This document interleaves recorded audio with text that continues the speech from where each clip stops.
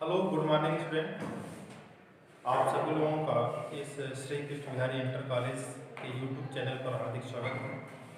मैं संतोष कुमार यादव आप लोगों को कक्षा 12 फिजिक्स में कूलॉम का नियम तथा वैद्युत क्षेत्र के बारे में बताने जा रहा हूँ, जिसकी टॉपिक नंबर है। पहली टॉपिक हमारी है वैद्युत आवेश। वैद्युत आवेश अब कहा जाता है वैद्युत आवेश किसे कहा जाता है। मन में यह विचार आ रहा है कि वैद्युत आवेश किसे कहा जाए, तो इसकी जो डिफिनीशन होती है, परिभाषा है, किसी वस्तु का वह गुण जिसके कारण वह आकर्षण अथवा प्रतिकर्षण बल का अनुभव करे, वैद्युत आवेश कहलाता है। इसका मात्रक कूलॉम होता है।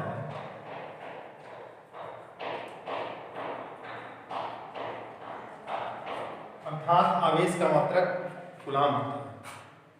इसके बाद नेक्स्ट टॉपिक हमारी है वैद्युत आवेश के प्रकार। वैद्युत आवेश के प्रकार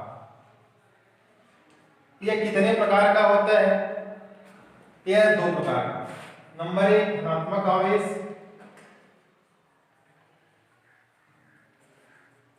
और नंबर 2 ऋणात्मक आवेश। आवेश दो प्रकार के, धनात्मक और ऋणात्मक। कहने का आशय, अब इनका एक विशेष गुण होता है, इन दोनों आवेशों का एक विशेष गुण होता है, यदि हम दोनों को पॉजिटिव रखा जाए, दोनों प्लस प्लस हों या दोनों माइनस माइनस हों, तो जब समान आवेश रहेंगे तो इनका जो कंडीशन आ जाएगा, इनमें जो गुण आएगा वह प्रतिकर्षण होता है। और यदि दोनों विपरीत हैं, एक प्लस दूसरा माइनस है, तो इनका जो एक विशेष गुण होता है वह आकर्षण का। कहने का आशय, समान आवेश में प्रतिकर्षण और विपरीत आवेश में आकर्षण होता है। अब हम नेक्स्ट टॉपिक पर चलते हैं, आवेशों का संरक्षण। वैद्युत आवेश का संरक्षण। वैद्युत आवेश का संरक्षण। वैद्युत आवेश का संरक्षण का नियम क्या होता है? वैद्युत आवेश न तो उत्पन्न किया जा सकता है और न ही नष्ट किया जा सकता है। यही वैद्युत आवेश का संरक्षण का नियम है। नेक्स्ट पॉइंट, वैद्युत धारा। वैद्युत धारा किसे? वैद्युत आवेश के प्रवाह की दर, वैद्युत आवेश के प्रवाह की दर को वैद्युत धारा कहते हैं। अर्थात वैद्युत धारा बराबर वैद्युत आवेश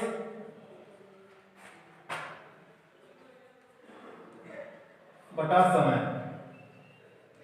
अब यहां से वैद्युत आवेश का मान याद करें। वैद्युत आवेश बराबर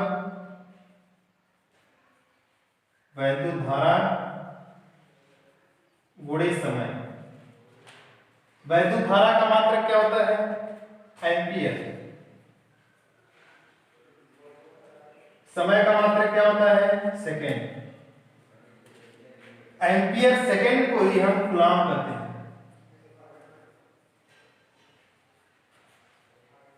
इस तरह से हमें जो मात्रक प्राप्त हुई वैद्युत आवेश का, वो क्या हुआ?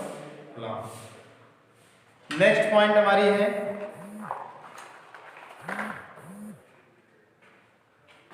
कूलॉम का नियम।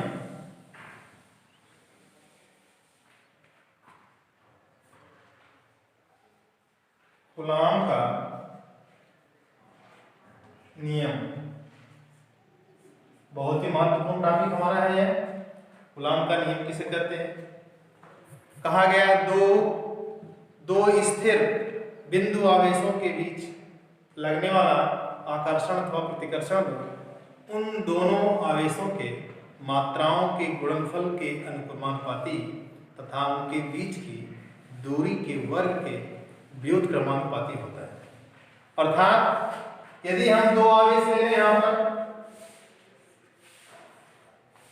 यदि हम दो आवेश, पहला आवेश Q1 हो गया और दूसरा Q2 ले लें और इनके बीच की दूरी r हो, तो इस स्थिति में हमने यह बताया कि दो स्थिर बिंदु आवेशों के बीच लगने वाला आकर्षण अथवा प्रतिकर्षण बल इन दोनों आवेशों की मात्राओं के गुणनफल के अनुक्रमानुपाती तथा उनके बीच की दूरी के वर्ग के व्युत्क्रमानुपाती होता है। अर्थात कहने का आशय यह प्रोपोर्शनल Q1 into Q2 और यह प्रोपोर्शनल 1/r²। अब इन दोनों को आपस मिला दिया जाए तो यह proportional Q1 Q2 upon r²। अब प्रोपोर्शनल को समाप्त करते हैं। समाप्त करते समय क्या करते हैं, नियतांक रखा जाता है, तो f = k Q1 Q2 upon r²। इतना, क्योंकि बल का मात्रक क्या होता है, न्यूटन, तो यदि क्या हुआ, न्यूटन। और यदि k बराबर 1/4πε0, जहां ε0 बराबर निर्वात की विद्युतशीलता, निर्वात की विद्युतशीलता,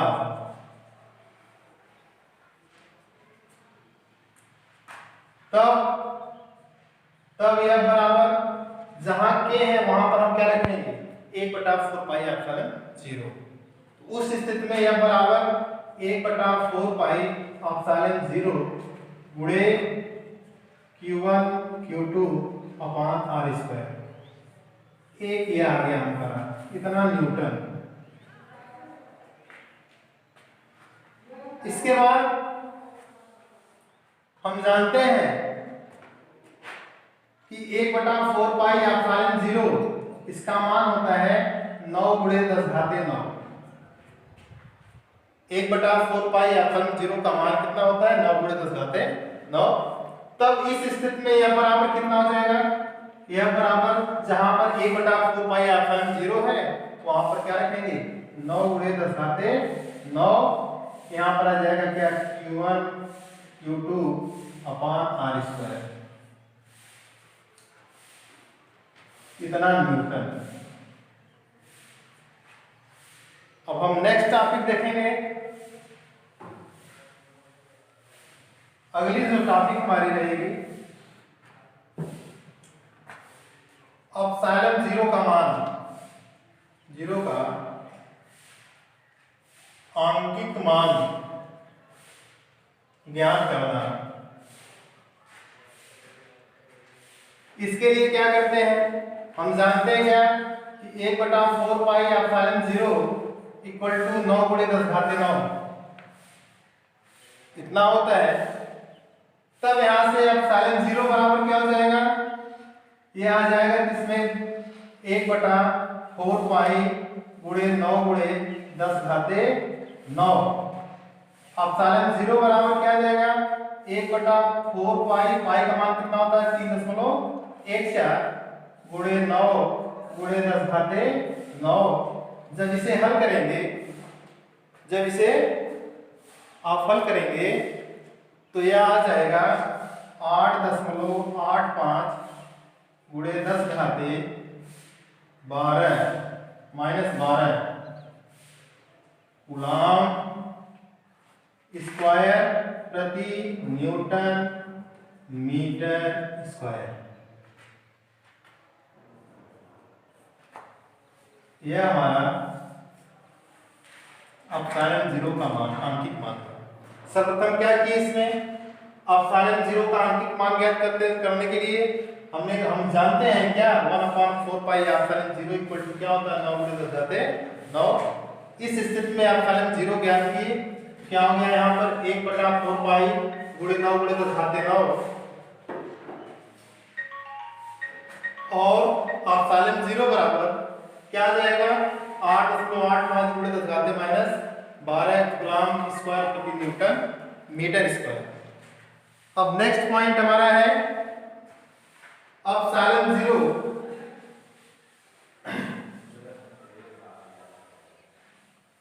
एप्सिलॉन 0 का विमीय सूत्र ज्ञात करना। विमीय सूत्र ज्ञात करना। अब इसके लिए क्या करेंगे कि कैसे हम एप्सिलॉन 0 का विमीय सूत्र ज्ञात करेंगे।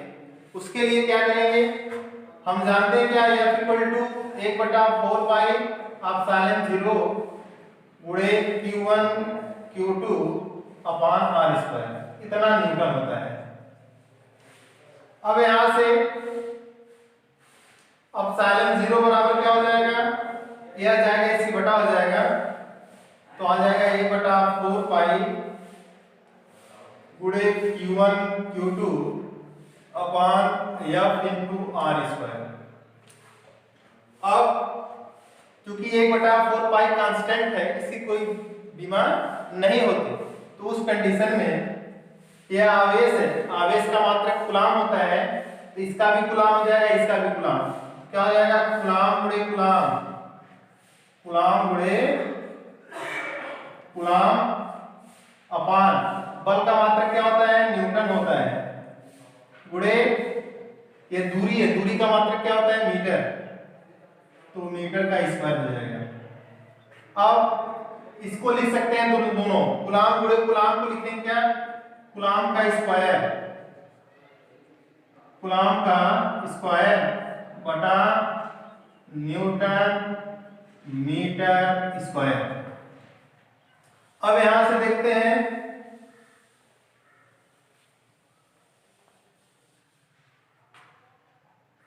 अब कूलम्ब की विमा क्या होती है 80, तो 80 का क्या हो जाएगा होल स्क्वायर बटा न्यूटन का होता है विमा m/t पावर -2 गुणे मीटर का l स्क्वायर।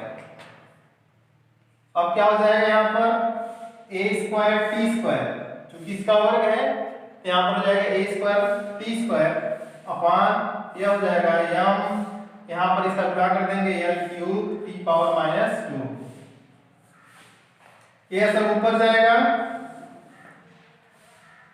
तो आ जाएगा क्या m inverse l power -3 t power यह माइनस है तो ऊपर जाएगा प्लस हो जाएगा 2 2 4 और a स्क्वायर, यह हमारा एप्सिलॉन 0 का विमा हमें ज्ञात हो गया। और इस तरह से हम इसका मात्रक भी ज्ञात कर सकते हैं। तो इसका मात्रक हुआ किग्रा इनवर्स